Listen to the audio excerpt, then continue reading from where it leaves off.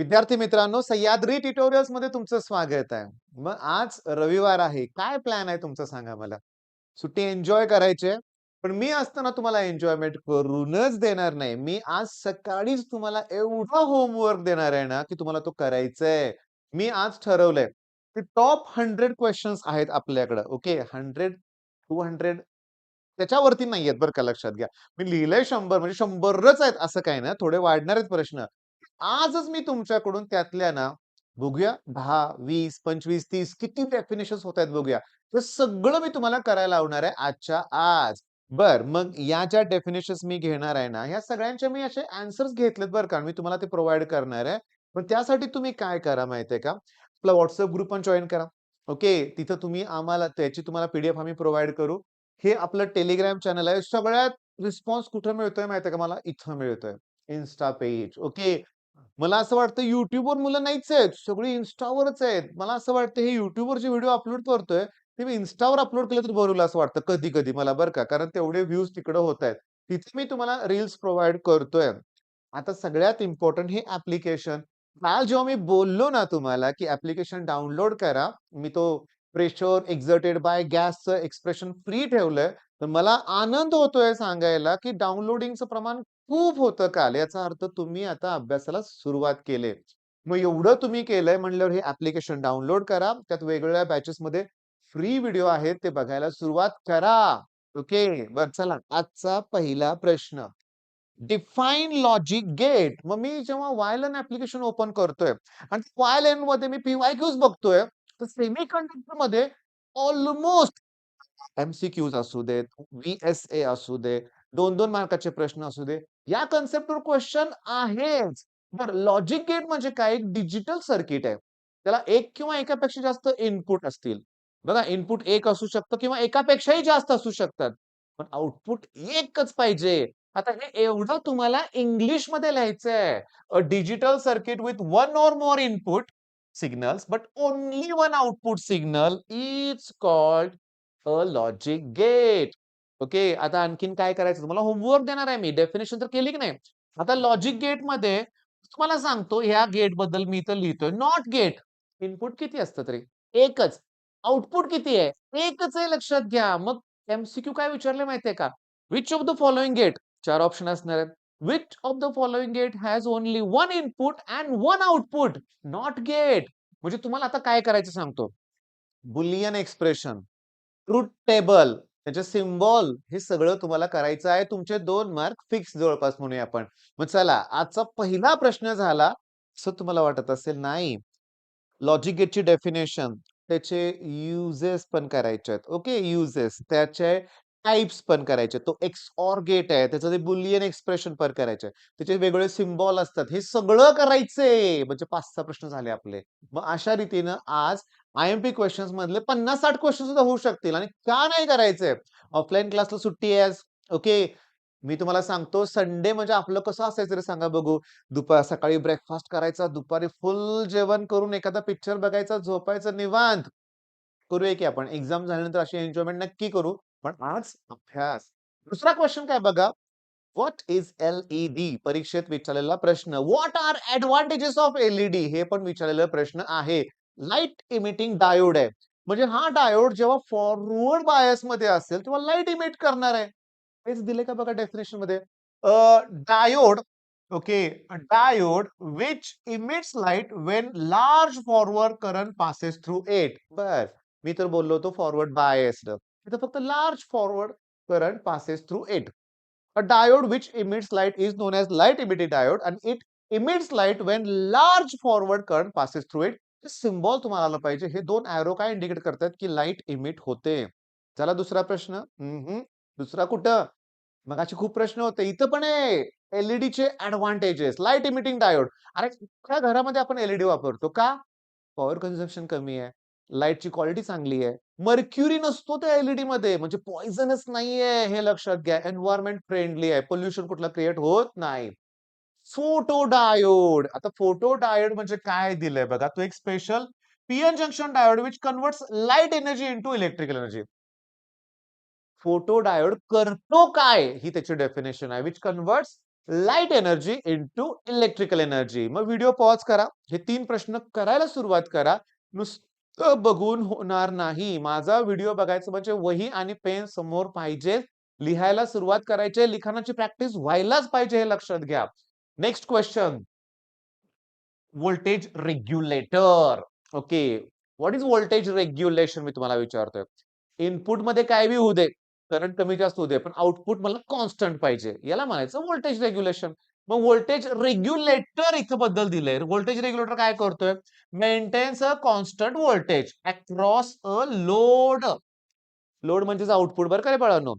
मग तो काय करतोय? कॉन्स्टंट व्होल्टेज मेंटेन करतोय across a load regardless of variation in the input voltage किंवा करंट. म्हणजे करंट किंवा इनपुट व्होल्टेज मध्ये काहीही बदल होऊ दे, पण आउटपुट जर कॉन्स्टंट ठेवायचं असेल तर या प्रोसेसला म्हणायचं व्होल्टेज रेग्युलेशन. इथं काय एक्स्ट्रा होमवर्क देत नाही मी तुम्हाला. अल्फा आणि बीटा. ओके, आता मी तुम्हाला सांगतो, लक्ष द्या. ट्रान्झिस्टर मध्ये एमिटर हा हेवीली डोप्ड असतो. डोपिंग म्हणजे माहिती आहे ना, पी टाइप एन टाइप आपण इम्प्युरिटी ऍड करतो प्युअर सेमीकंडक्टर मध्ये. तर सांगतो तुम्हाला, लक्षात घ्या, इमिटर हा हेवीली डोप्ड असतो, कलेक्टर हा मॉडरेटली डोप्ड असतो आणि बेस हा लाईटली डोप्ड असतो. त्याच्यामुळं बेस करंट अतिशय कमी असतो, कलेक्टर करंट मॉडरेट असतो आणि इमिटर करंट हा जास्त असतो. म्हणजे इमिटर करंट या दोघांची ऍडिशन असते. आता प्रत्येकाला तुम्ही कलेक्टर करंटनं डिवाइड करा. याला खालच्या स्टेपलाच करतो. आय ई ला आय सी न डिवाइड करा, आय बी ला आय सी न डिवाइड करा आणि तो 1 लिहा. बर, ह्याचा रेसिप्रोकल करा. म्हणजे 1 अपॉन, मी इथं लिहितोय आय सी, जरा इकडे लिहितोय बरं का बाळांनो, मला बसवायचंय ते. 1 upon I C upon I E that equals to 1 upon I C upon I B आणि +1 आहे तसं. हे मी आय बी खाली घेतलंय. आता लक्ष द्या, कलेक्टर करंट इमिटर करंट पेक्षा कमी आहे. जेव्हा कलेक्टर म्हणजे इमिटर करंट हेवी आहे, मग जेव्हा छोट्या नंबरला मोठ्या नंबरने डिवाइड करतो, आन्सर लेस दॅन 1 येतो. लेस दॅन 1 म्हणजे तो अल्फा आहे. ओके, बर. कलेक्टर करंट पेक्षा बेस करंट खूप छोटा आहे, मग छोट्याने डिवाइड केलं की मोठी व्हॅल्यू मिळते, ती बीटा आहे. मग चला डेफिनेशन काय? अल्फा म्हणजे I C upon I E आणि बीटा म्हणजे I C upon I B. Definition तयार करा. Ratio of collector current to emitter current is known as alpha. Collector current to base current म्हणजे कोण आहे? बीटा. आता ऐका, होमवर्क होमवर्क ह्याच्यावरचे न्यूमेरिकल्स आपल्या युट्यूबवर चॅनलवर शोधा, तुम्हाला व्हिडिओ मिळतील. पण तुम्हाला इथं रिलेशन विचारतात. इथं जर तुम्ही क्रॉस मल्टिप्लिकेशन केलं तर काय दिसतं रे तुम्हाला? क्रॉस मल्टिप्लिकेशन केलं की 1 प्लस बीटा अपॉन बीटा, बरोबर ना? 1 प्लस बीटा अपॉन बीटा. करा की रेसिप्रोकल. मग अल्फाची व्हॅल्यू मिळाली, बीटा अपॉन 1 प्लस बीटा. हे सीईटीत विचारलंय. चला, हे प्लस इकडे मायनस करा, म्हणजे मला असं मिळेल 1 by alpha minus 1 by beta equal. करा cross multiplication. Beta minus alpha upon alpha beta याची व्हॅल्यू किती असते असं विचारलंय? 1 असते. मग सीईटी साठी फेवरेट आहेत, न्यूमेरिकल्स याचे महत्वाचे आहेत. पुस्तकातले सॉल्व्ड प्रॉब्लेम, एक्सरसाइज मधले प्रॉब्लेम दिलेले असतात व्हॅल्यू. किती सोपं आहे हे. हा फॉर्म्युला सारखा वापरला ना, समजा 2 करंट दिलेत, तिसरा करंट आरामात काढता येतो. हे बोर्डच्या एक्झाम मध्ये सुद्धा आलेलं आहे. चला next question, rectification. Rectifier is a device which converts AC into DC. जर तुम्हाला एसीचं कन्व्हर्जन डीसीत करायचं असेल तर रेक्टिफायर यूज होतो. हे बघा, electronic circuit which converts AC, अरे वेगळी भाषा वापरली, विच रेक्टिफाईज एसी व्होल्टेज म्हणलंय. पण मी सांगतो ना, rectifier which converts AC into DC. लक्षात घ्या, एसी ला डीसी मध्ये कन्वर्ट करताय. The conversion of AC into DC voltage is called as rectification. म्हणून त्यांनी खाली रेक्टिफाईज बनलंय बरं का, वर रेक्टिफिकेशन रेक्टिफिकेशन. तुम्हाला जर नुसतं रेक्टिफायर म्हणलं ना, काय करतो, तर एसीचं डीसी म्हणा, नुसतं एवढं म्हणू नका. ओके, मग आता होमवर्क देऊ. हाफ वेव्ह रेक्टिफायरची डायग्राम काढा, फुल वेव्ह रेक्टिफायरची डायग्राम काढा आणि त्याच्या वेव्हज त्या सगळ्या बघा. रिपल फॅक्टरची डेफिनेशन करा. RMS value of AC component, it is the ratio of RMS value of AC component to the value of DC component. Ripple फॅक्टरचा फॉर्म्युला व्हीएसए मध्ये येऊ शकतो, लक्षात घ्या. ओके, टॉपिक चेंज झाला बरं का, सेमीकंडक्टर फिनिश झालं. आता काय आलं बघा, न्यूक्लिअर फ्युजन. फ्यूज म्हणजे 2 मॉलिक्यूल एकत्र हेवी मॉलिक्यूल तयार होतोय. 2 न्यूक्लिअर फ्यूज होत आहेत आणि हेवी न्यूक्लियस तयार होत आहे. फिशन म्हणजे तुकडे होत आहेत. जो हेवी आहे त्याचे लाईटर मध्ये तुकडे होत आहेत म्हणूया आपण. हेवी जो आहे तो ब्रेक होतोय. त्याच्यानंतर हाफ लाईफ. हाफ लाईफ आता हे केमिस्ट्रीमध्ये पण आहे बरं का. हाफ लाईफ केमिकल कायनेटिक्समध्ये आणि न्यूक्लिअर रेडिओ केमिस्ट्री 11वीला केमिस्ट्रीमध्ये पण आहे. The time taken for the number of parent radioactive nuclear to reduce half of its value is called half life. तुम्हाला हे प्रश्न करायचे आहेत. आयोनायझेशन एनर्जी, एक्सायटेशन एनर्जी हे सगळे डेफिनेशन्स तुम्हाला करायचे आहेत. मन लावून करा. आता एकदम छान पैकी बघा डेफिनेशन लक्षात घ्या. Photo electric effect dual nature मध्ये. What is photo electric effect? जेव्हा लाईट इन्सिडेंट होणार आहे सर्टन मेटल वरती, ओके, फोटो सेन्सिटिव्ह मेटल वरती, तेव्हा ते त्यातली फोटॉन इलेक्ट्रॉनचं कोलिजन होतं. इलेक्ट्रॉन एनर्जी ऍब्सॉर्ब करतो, तिथून बाहेर पडतो आणि फोटो इलेक्ट्रिक करंट जनरेट होतो. त्यालाच म्हणायचं काय? Photo electric effect. Emission of electron from the metal surface. पण केव्हा? जेव्हा त्याच्यावर light incident the radiation of appropriate frequency, threshold frequency म्हणतात, is incident on it as shown in the figure. आता ऐका, as shown in the figure हे definition मध्ये लिहायचं नाहीये. ही एवढी झाली डेफिनेशन फोटो इलेक्ट्रिक इफेक्टची. मग तुम्हाला लिहायचं म्हणजे काय? Emission of electrons when a certain radiation of certain frequency incident on it is known as photo electric effect. बर, आता इथून पुढं ईएमआय आणि एसी मधल्या काही डेफिनेशन्स मी तुम्हाला देतोय. बघा आता सांगतो, आज संडे आहे, होमवर्क खूप द्यायला लागलोय तुम्हाला मी. पण ह्याच्या पुढच्या पार्टमध्ये उरलेल्या डेफिनेशन्स सगळ्या मी कव्हर करणारच आहे, लक्षात घ्या. चोक कॉईल म्हणजे काय तुम्हाला विचारतील. चोक कॉईल करतंय काय ते विचारतील. लक्षात घ्या. Use to reduce AC passing through circuit without much loss of energy. आता मी तुम्हाला सांगतो, चोक कॉईलचा रेझिस्टन्स खूप जास्त असतो, लक्षात घ्या. चोक कॉईलची अशी डेफिनेशन नाहीये बरं का, तुम्हाला सांगतो. पण फंक्शन काय हे एकदा करून ठेवा. मला डेफिनेशन मेनली पाहिजेत बघा. क्यू फॅक्टरची डेफिनेशन मिळाली. Ratio of resonant frequency to the bandwidth is known as Q factor. Okay. त्याच्यानंतर power factor, ratio of true power to apparent power. True power काय असते माहितीये का? ERMS IRMS into cos phi. Apparent power काय असते माहितीये का? ERMS IRMS. त्याच्यामुळे काय होतं की ERMS ला ते IRMS कॅन्सल होतं सगळं, लक्षात. E ला E आणि I ला, आणि फक्त कॉस फाय शिल्लक राहतं. आणि पॉवर फॅक्टरलाच कॉस फाय म्हणतात ना. मग ratio of true power to the apparent power is known as काय सांगा? Power factor. Ratio of resistance to impedance is known as power factor. चला, आता मी तुम्हाला सांगतो, ही डायग्राम, ही डेफिनेशन तुम्हाला मी अगोदर सांगतोय. 3 डेफिनेशन सांगायला तुम्हाला बरं का. इंडक्टर आहे. Resistance offered by inductor is known as inductive reactance. Resistance offered by capacitor is known as capacitive reactance. आणि resistance offered by inductor, capacitor and resistor. Total resistance offered by LCR is known as impedance. 2-2, 3-3 वेळा आलेले प्रश्न आहेत. Inductive reactance formula आहे 2 पाय FL. Capacitive reactance formula आहे 1/2 पाय FC. Impedance formula आहे √R² plus XL minus XC bracket square. Okay. या 3 डेफिनेशन्स तुम्हाला करायच्या आहेत. बर, इथं कुठली होती रे?